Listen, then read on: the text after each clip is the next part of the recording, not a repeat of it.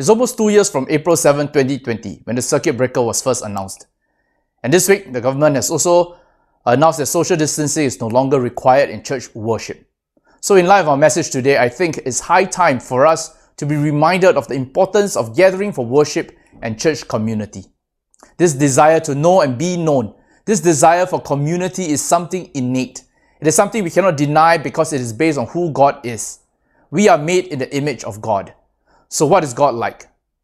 The very nature of God is the Trinity, and that reflects community. 3 persons with one essence. That is the very essence of God. Not only that, the incarnation of Christ itself is an act of community. Christ became man, became flesh, became like us to model community for us. So brothers and sisters, church must be a place where you do not stand alone. It must be a place where you are held accountable. But community is a challenge because we don't like people who are different from us or who forces us to think differently. So Henry Nouwen defines community as the place where the person you least want to live with always lives.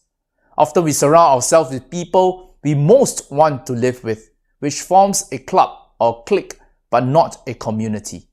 Anyone can form a club, but it takes grace and hard work to form a community.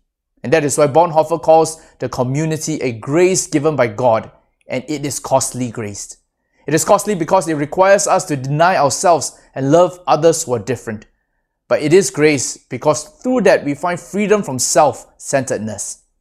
Hebrews 10:24 says, "Let us consider how to stimulate one another to love and good deeds, not forsaking our own assembling together, as is the habit of some, but encouraging one another, and all the more as you see the day drawing near." Amen.